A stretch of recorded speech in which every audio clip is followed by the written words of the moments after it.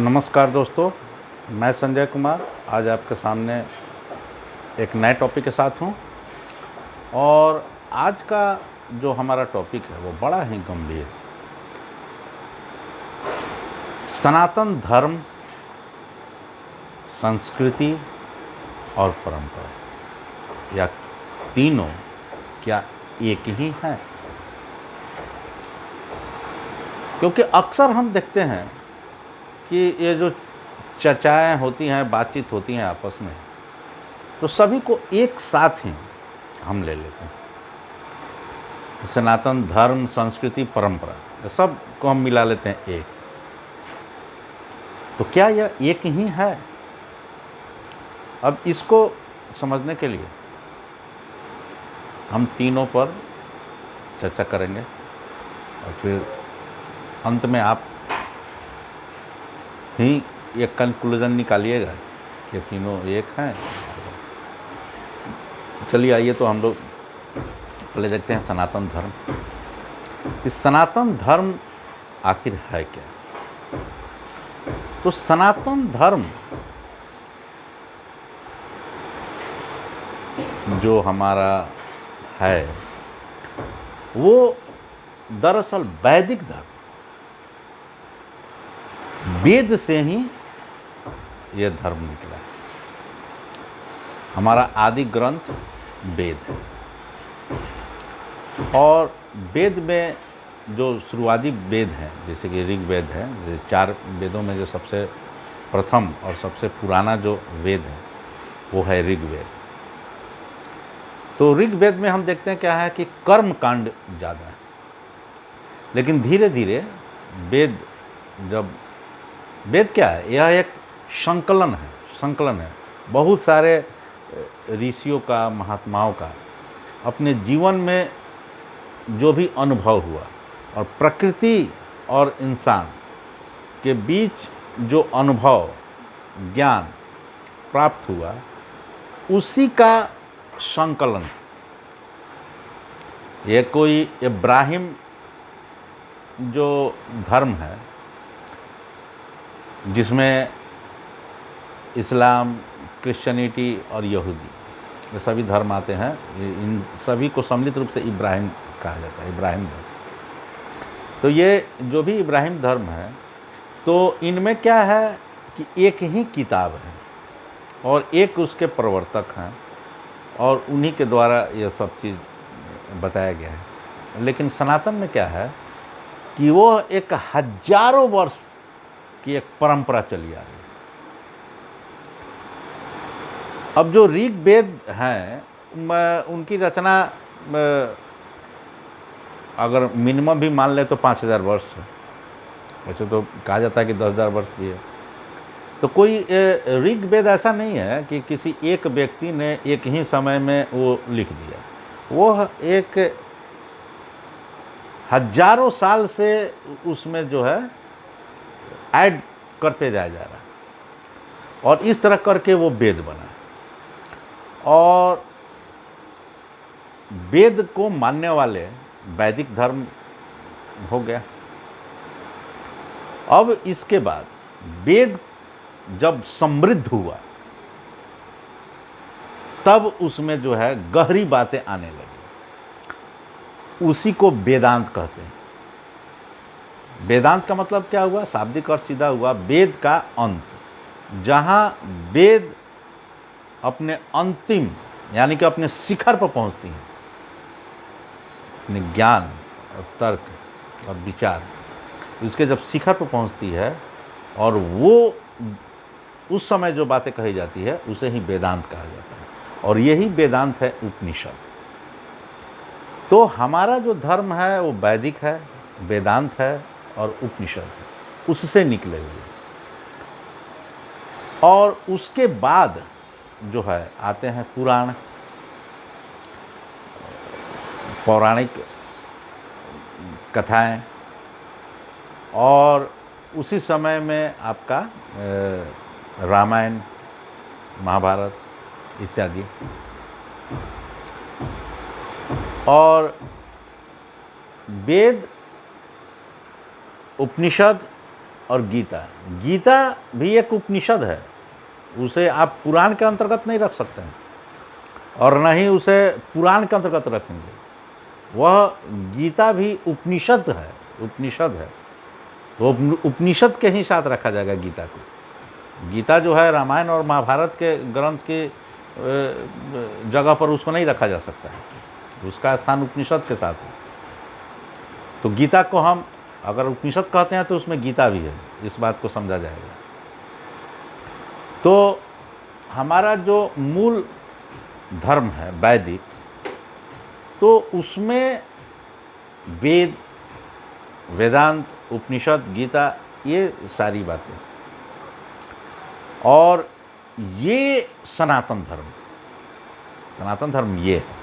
लेकिन हुआ क्या है कि ये जो पौराणिक कथाएं आई और पुराण लिखा गया, और उसमें जो कर्म कांड है और जो कहानियाँ हैं, उनके आधार पर जो भी चरित्र आए, जैसे कि रामायण के चरित्र हुए, महाभारत के जो काल के जो चरित्र हैं, वही हमारे संस्कृति में रच बस गए। तो धर्म का संस्कृति के साथ बड़ा ही व्यापक संबंध है। तो धर्म तो सनातन मतलब वैदिक, लेकिन हम क्या यहाँ देख रहे हैं, पौराणिक। लेकिन हम पौराणिक कह नहीं रहे हैं, हमारा जो धर्म है उसको हम पौराणिक नहीं कह रहे हैं, हम वैदिक कह रहे हैं। भले वेद से उसका हम रिलेशन जोड़े या ना जोड़े, इससे कोई मतलब नहीं है। वेद में क्या बातें कही गई हुई है, उपनिषद में क्या बातें कही गई हुई हैं, उससे हमको कोई मतलब है नहीं। हम जो भी चल रहे हैं वो विशुद्ध जो है कर्मकांड है और पौराणिक कथाएं। और दुर्भाग्य इस बात का है कि पुराण में भी बहुत सारे ऐसी बातें हैं और ऐसी कथाएं हैं जिसके आध्यात्मिक अर्थ हैं, लेकिन उसको समझाने वाला कोई नहीं, क्योंकि उसके आध्यात्मिक अर्थ को वही समझा सकता है जो उपनिषदों का ज्ञाता, जो उपनिषद के जानकार, वही उसके आध्यात्मिक व्याख्या कर सकते हैं। लेकिन आज के समाज में क्या है कि वैसे लोग भी नहीं जो उपनिषद के ज्ञाता हैं। और जितना भी आप आज के डेट में हम लोग जो देख रहे हैं कि जिसको हम लोग सनातन, तथाकथित सनातन कहा जा रहा है, कि तथाकथित सनातन क्या है, वो अपने समाज में आप देखेंगे तो सत्यनारायण भगवान की कथा, शादी, विवाह, श्राद्ध और आपका हनुमान आराधना, अष्टजाम, लखराव, रुद्राभिषेक और इस तरह के जो भी कर्म कांड हैं, इनसे संबंधित जो कार्य संपादित किए जाते हैं, इसी को हम समझ रहे हैं कि ये सनातन, जबकि इसका सनातन से कोई मतलब नहीं। यह जो है एकदम वेद और वेदांत से पूरी तरह से अलग है। वेदांत और उपनिषद में तो खैर इस सब चीज़ का कोई जिक्र ही नहीं है, एकदम है ही नहीं। वेद के शुरुआती में कुछ है आपका कर्म का, और प्रकृति जैसे कि अग्नि हुआ, वायु हुआ, इन सब की पूजा का उल्लेख किया गया हुआ है, लेकिन यह शुरुआती दौर है। जैसे कि कोई भी जो है बच्चा जो है प्राथमिक क्लास में जाएगा तो उसके बाद ही तो जाएगा मैट्रिक में, 10th क्लास में, उसके बाद इंटर जाएगा, उसके बाद तब ग्रेजुएशन में जाएगा, फिर पोस्ट ग्रेजुएशन करेगा, फिर PhD में जाएगा, हैं? तो वेदांत जो है वो सनातन स्कूल का अंतिम शिखर है, और ये सब जो है यह प्राथमिक लेवल पर है। तो हम लोग क्या किए कि उसको पूरी तरह से इग्नोर कर दिए, कामें ख़त्म कर दिए कि नहीं उस सबसे कोई मतलब नहीं। तो हमारे जो भी आज के डेट में जो सनातन के धर्म के जो भी जो संस्कृति बनी हुई है, वो संस्कृति रामायण का जो भी चरित्र है, जैसे कि राम है, सीता है, और ये भी क्या है, यह उसके जो आध्यात्मिक अर्थ हैं उसके तरफ से नहीं बना हुआ है। यह जो है तथाकथित जो है राजा दशरथ के जो पुत्र हैं राम, उन्हीं का पूरा परिवेश में पूरा संस्कृति हमारी रची बसी लग गई। और जो कृष्ण हैं और जो मथुरा के राजा थे और द्वारिका के राजा थे, तो उसी परिप्रेक्ष्य में संस्कृति का निर्माण हुआ है। कृष्ण जो है वो एक परमात्मा के प्रतीक हैं, राम परमात्मा के प्रतीक हैं, इसके इर्द गिर्द इसको नहीं बुना गया। शिव है, शिव परमात्मा के प्रतीक है, तो परमात्मा के प्रतीक है, उनके बारे में इर्द गिर्द नहीं लिखा गया। यह जो है पार्वती के पति जो हैं शिव शंकर, उनके इर्द गिर्द इसको बुन दिया गया। जबकि जो है शिव जो है वो परमात्मा के प्रतीक है, कृष्ण परमात्मा के प्रतीक है, राम परमात्मा के प्रतीक है, लेकिन उनको क्या कर दिया गया, उनको बनाया गया कि भाई कि यह पौराणिक कथाओं में जिस तरह से उनका चित्रण किया गया और उनको जो है एक व्यक्ति के रूप में प्रदर्शित किया गया, बस हम उसी पर ही पूरी तरह से केंद्रित हो गए। जबकि होना यह चाहिए था कि हाँ, कि जो लोग इनको एक व्यक्ति के रूप में, मर्यादा पुरुषोत्तम के रूप में समझना चाहते हैं उस रूप में समझें, और इसकी आध्यात्मिक व्याख्या भी होनी चाहिए थी उपनिषद के आधार पर कि हाँ, कि जिससे कि जो एक उच्च विचार के जो लोग हैं और जो दार्शनिक सोच के हैं उनको भी इसकी जानकारी हो कि नहीं, ये राम जो है एक परमात्मा के प्रतीक है, कृष्ण जो है परमात्मा के प्रतीक है, शिव जो है वो परमात्मा के प्रतीक है। तो इनकी न व्याख्या की गई है न की जा रही है, वो सिर्फ और सिर्फ शिव को पार्वती का पति बताया जा रहा है और कृष्ण को राधा का प्रेमी बताया जा रहा है और राम को सीता का पति बताया जा रहा है, बस। और इसकी कोई आध्यात्मिक व्याख्या नहीं की जा रही है। तो हमारी संस्कृति इसी आधार पर रची बसी है। तो हमारा जो अभी वर्तमान का जो धर्म है, सनातन धर्म, वो जो है पूरी तरह से पौराणिक कथाओं के आधार पर निर्मित है और उसी के परिवेश में हमारी संस्कृति का निर्माण हुआ है। ठीक है, लेकिन अब आप यहाँ पर देखेंगे कि हमारे जो देश की जो संस्कृति है और जो ज्ञान है और जिसकी चर्चा विदेशों में जो बड़े बड़े चिंतक हुए हैं, और उन चिंतकों में आपका जर्मनी के बहुत बड़े विद्वान Max Muller, Schopenhauer, Friedrich Nietzsche, Carl Gustav Jung, T S. Eliot, Ralph Emerson, Benjamin Franklin, Leo Tolstoy, ये जितने विद्वान हैं, ये जो भारतीय संस्कृति और भारतीय ज्ञान की जो प्रशंसा कर रहे हैं और उसका गुणगान किए हैं, वो किस आधार पर किए हैं? क्या वो रामायण और महाभारत पर किए हैं? नहीं, उन्होंने उपनिषदों के आधार पर कहा है, उपनिषदों को पढ़ के तब कहा है कि नहीं, कि भारतीय जो ज्ञान है वो सर्वोपरि, क्योंकि उसमें जो बातें कही गई हैं और उसका जो दर्शन है उससे आगे अभी दुनिया बढ़ी ही नहीं है। जो बातें हमारे उपनिषद में है वहाँ तक तो अभी विज्ञान पहुँचा भी नहीं, और इन सब बातों को उस पश्चिम के विद्वान समझ चुके हैं। और जिस चीज़ को भारत से उन लोगों ने लिया उसको भारत के लोगों ने छोड़ दिया। अब हमारा सनातन बचा क्या हुआ है कि बस यहाँ लोटा लीजिए, हाथ में अक्षत लीजिए, फूल लीजिए और यहाँ पर छिड़किए, बस यहीं तक बचे हुए हैं। और जो इसका ओरिजिनल ज्ञान है उससे हम कोसों दूर हैं। आज के डेट में जो अपने आप को कहते हैं कि हम सनातन के बहुत बड़े मानने वाले हैं, उसमें से कितने व्यक्ति हैं जो उपनिषद पढ़े हुए हैं? कई गो उपनिषद पढ़े हुए हैं और उसमें क्या समझे हुए हैं? तो उससे तो मतलब है नहीं, सिर्फ कर्म कांड में फंसे हुए हैं। और इसी कर्म कांड में फंस कर और इस पौराणिक विचारधारा और इन सब चीज़ों को जो आडंबर इसमें घुसाते गए, और उसी के तहत जो है जो वर्ण व्यवस्था था वो वर्ण को जाति में डाल दिया गया और जाति के आधार पर पूरे समाज को बांट दिया गया। और यही कारण था कि हजारों वर्ष से हमारा देश गुलाम रहा और विदेशी आक्रांता आए और यहाँ पर आसानी से शासन करते चले गए, क्योंकि उपनिषद से हम लोग दूर हो चुके थे।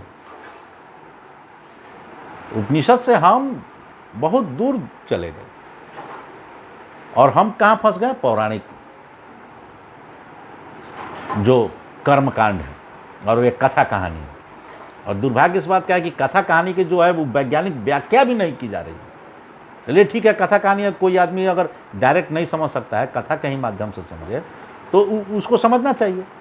और यही कारण है कि हम लोग जो क्या किए कि हमारे जो नायक हैं और हमारी जो संस्कृति में जो सिर्फ रामायण के और महाभारत के ही जो है चरित्र और जो नायक हैं, उन्हीं का चित्रण और उन्हीं का वर्णन और उन्हीं की कथा कहानी से पूरा भरा पड़ा है हमारी संस्कृति।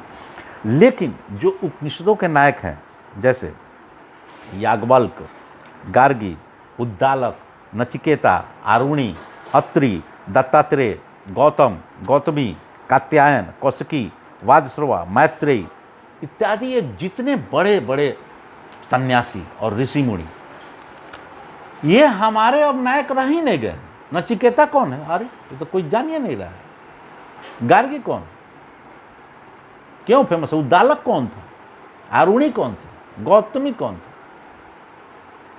मैत्रेयी कौन थे? कात्यायन कौन थे? इनके आधार पर हमारी संस्कृति का निर्माण नहीं हुआ। और जिस के इर्द गिर्द हमारी संस्कृति का निर्माण हुआ वो तो एक ईश्वरीय प्रतीक के रूप में बनाया गया। तो आप तो हो नहीं सकते हैं, आप तो परमात्मा हो नहीं सकते हैं। जो हो सकते हैं उनके बारे में चर्चा की नहीं गई। तो जो समाज का जिस तरह से, जैसे कि उपनिषद के आधार पर जो ज्ञान है, उस ज्ञान को और आगे बढ़ना चाहिए, और नहीं तो कम से कम उतना तक तो हमको स्थिर रहना चाहिए।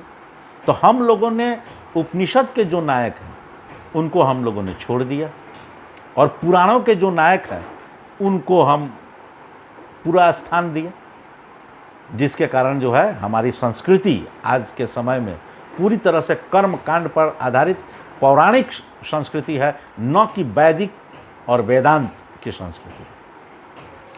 तो हमारा धर्म भी जो है वैदिक और वेदांत नहीं है अभी आज के डेट में, जबकि सनातन जो है, सनातन धर्म पूरी तरह से वैदिक, वेदांत और उपनिषद पर आधारित है। लेकिन इसे आज के समय में बना क्या दिया गया है?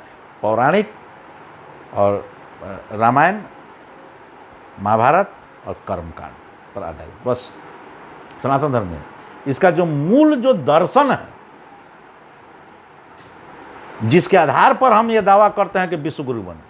विश्व गुरु क्या आप समझ रहे हैं कि रामायण के आधार पर, महाभारत के आधार पर विश्व गुरु आप बन जाएंगे? विश्व गुरु उपनिषद के आधार पर आप और हम। और दुनिया में जो हमारे ज्ञान का डंका बजा है वो उपनिषदों के आधार पर बजा। और यह ध्यान रखिएगा कि उपनिषद में हम गीता को भी रख रहे हैं। आप गीता को आप उपनिषद से अलग हटा के नहीं देख सकते हैं। गीता उपनिषद का ही एक अंग है। गीता को भी हम कहाँ परिश्रय देते हैं? गीता से भी हमें मतलब नहीं। गीता पढ़ने के लिए कई है तो घबराहट होने लगती है सनातनियों के बीच। अरे बाप रे, ये तो आत्मा का बात करता है, प्रबंधक कहता है कि जीवन के पार, जीवन के बाद, अरे बाप रे, एकदम घबराहट होने लगती है। ये लिखा शिव जी के शादी हो रहा है, शिव पुराण का चर्चा चल रहा है। कहा कि पार्वती जी के शादी में गए, शिव जी ऐसे गया वैसे गया, इसी का ना मजाक उड़ाता है दूसरा धर्म वाला। उपनिषद पर आके बात करके देखो ना, धज्जी उड़ जाएगा। उपनिषद के एगो श्लोक के सामने दुनिया का कोई भी संप्रदाय टिक नहीं पाएगा। एक श्लोक पर अगर चर्चा हो जिसके सामने नहीं टिकेगा।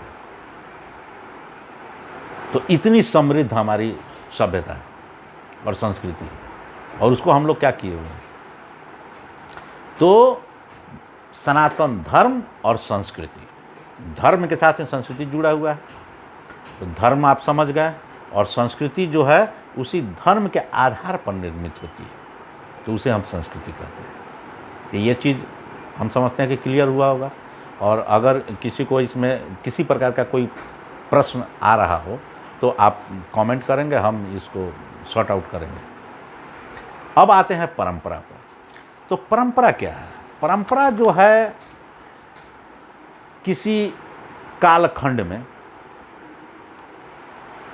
उस समय के परिवेश में, उस समकालीन परिस्थिति में जो उस समय की सामाजिक, आर्थिक और राजनीतिक परिवेश होता है, उसके आधार पर उस समाज के लोग अपने सर्वाइवल के लिए, अपने जीवन को अच्छी तरह से चलाने के लिए जिन जिन बातों को अपने जीवन में समाहित करते चले जाते हैं, वही परंपरा बनती चली जाती है।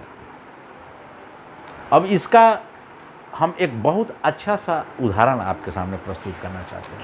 जैसे कि आज के डेट में आप देखिएगा कि हम लोग के उत्तर भारत में शादियाँ कब होती हैं, शादियाँ का समय क्या है? शादियों का समय रात में अब कर दिया गया, वो भी गहरा रात में, मतलब 10 बजे, 11 बजे, 12 बजे, 1 बजे, 2 बजे, माने एकदम रात के समय में।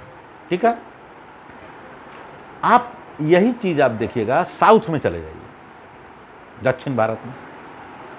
दक्षिण भारत में जो सनातनी हिंदू हैं उनकी शादियां दिन में होती हैं, हमारे यहाँ रात में होती है। अब बताइए, दोनों तो सनातनी हैं, तो ऐसा हुआ क्यों? ऐसा इसलिए हुआ कि उत्तर भारत में जो है विदेशी आक्रांताओं का आक्रमण सबसे ज़्यादा हुआ और सबसे ज़्यादा यहाँ के लोग प्रभावित हुए। तो जहाँ यहाँ के लोगों में जो शादियाँ होती थी, तो दिन में शादियाँ हो, अब शाम में लोग अपने घर की तरफ लौटने लगे रात में।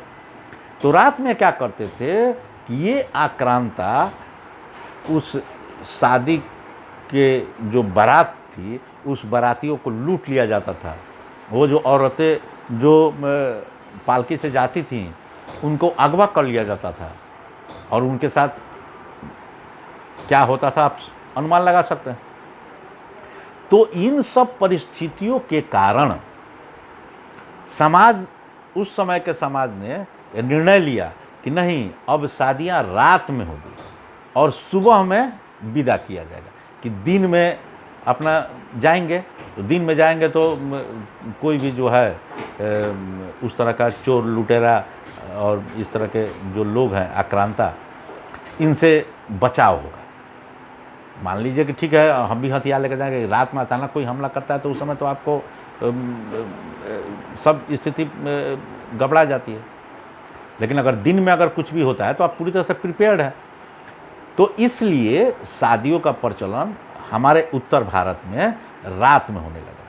ठीक है, लेकिन सनातन में कभी नहीं है। आप देख लीजिएगा कि सनातन का कोई भी पूजा, जैसे कि पूजा ही होता है, तो आप बता दीजिएगा शादी छोड़कर बाकी कौन पूजा होता है रात में, जरा आप हमको बताइए तो। ठीक है, आप कर्मकांड नहीं करते हैं तो कौन कर्मकांड करते हैं रात में? दुर्गा पूजा रात में होता है 12 बजे, सरस्वती पूजा रात में होता है, सत्यनारायण भगवान की पूजा रात में करते हैं। हमारा तो सनातन में है कि जिस तिथि में सूर्योदय होता है उसी को तिथि माना जाता है, तो हमारे लिए सूर्योदय सबसे ज़्यादा महत्वपूर्ण है। तो फिर अब आप समझिए कि जब सूर्योदय सबसे को हम मानने वाले लोग हैं, तो सूर्यास्त में शादी जैसा महत्वपूर्ण काम क्यों करेंगे? लेकिन इससे कोई मतलब है नहीं कि आखिर परंपरा बना कैसे। तो परंपरा बना कैसे, तो आप जानिए तो आपको पता चलेगा कि उसमें चेंजिंग किया गया, और उसके बाद हम लोग जो है उसको फॉलो करते चले जा रहे हैं कि बस नहीं, हिंदू में तो शादी रात को होता है, दिन में तो हो नहीं सकता। अब उसको क्या कर रहे हैं, उसको अब बिजली बत्ती फलाना ठिकाना ये सब करके उसको आडंबर में अब करते चले गए।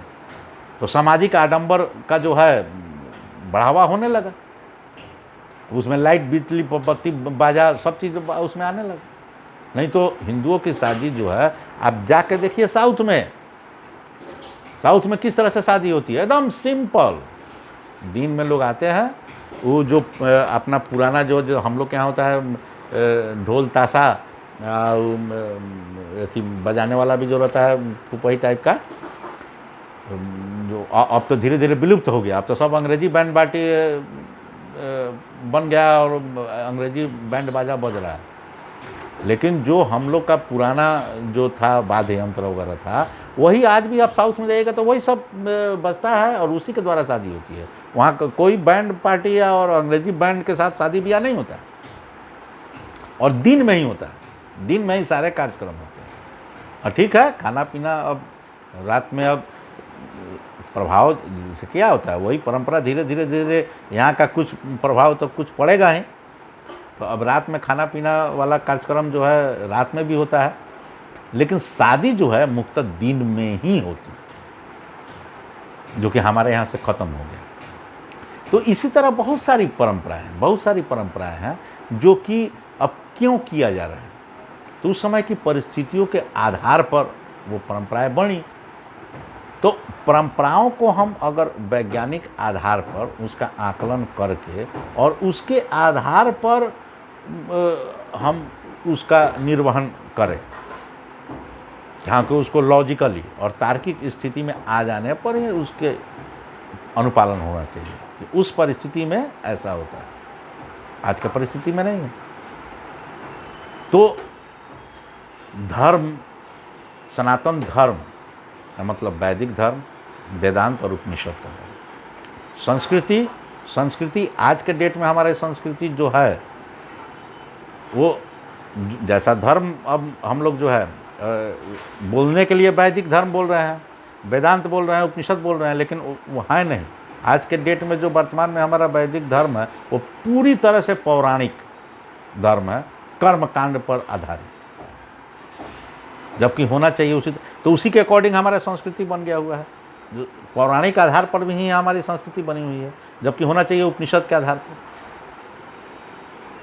तो धर्म और संस्कृति आप समझिए, सनातन धर्म और सनातन संस्कृति क्या है और क्या होना चाहिए, क्या सत्य है और क्या आज का वर्तमान में पोजीशन, दोनों बात हम लोग समझ लिए। सनातन धर्म और संस्कृति का और परंपरा को हम लोग समझ गए कि सनातन परंपरा क्या है, कि इसी में जो है उस समय की परिस्थिति के आधार पर जो जो चीज़ बनता चला गया और आज के डेट में हम जो है उसको ढो रहे हैं बिना सोचे समझे। अगर हम सोच समझ के करते हैं तो अच्छी बात है। जैसे कि दीपावली है, दीपावली मनाया जा रहा है तो वो ठीक है, उसका पूरा वैज्ञानिक प्रूफ है, उसमें किसी प्रकार का कोई उसमें गड़बड़ी है ही नहीं, क्योंकि दीपावली के समय में जो है नया फसल आता है और आपका जाड़े की शुरुआत होती है। गर्मी और बरसात के बाद जो वातावरण में जो भी बदलाव होता है उस समय पूरा घर का सफाई वगैरह, पेंट वगैरह सब चीज़ हम लोग करते हैं। तो ये दीपावली जो है वो एकदम से वैज्ञानिक है और हमारी परंपरा जो है उसकी और जो हमारी वो संस्कृति है वो इसका एकदम पार्ट है, उसमें कोई दिक्कत नहीं। होली है उसी प्रकार से, चाहे नवरात्रा है उसका भी बहुत वैज्ञानिक अर्थ है, कभी इस पर हम लोग आगे चर्चा करेंगे। तो उस तरह की जो हम परंपराएं हैं उसको तो हम लेके चलते रहेंगे, लेकिन शादी विवाह के में जो गड़बड़ियाँ आई हुई हैं, जो परंपरा हमारी जो बदली हुई है उसको तो हमको सुधारना चाहिए। तो सुधरेगा कैसे, जब हम अपने समझेंगे ना कि आखिर इसमें क्या कमी है, क्या गलती है, क्या जरूरत है अंग्रेजी बैंड पार्टी या किसी प्रकार का, जो एकदम से शुद्ध वैदिक रीति से शादी विवाह होनी चाहिए और उसमें बदलाव जो भी किया जाना चाहिए उसको सोच विचार के उस पर किया जाना चाहिए। तो इस तरह से अगर हम लोग खुले विचार से इस पर सोचें और चिंतन करें तो हमको इसमें हम बहुत हद तक अपने जो धर्म है, संस्कृति है और इस परंपरा को और समृद्ध बना सकते हैं।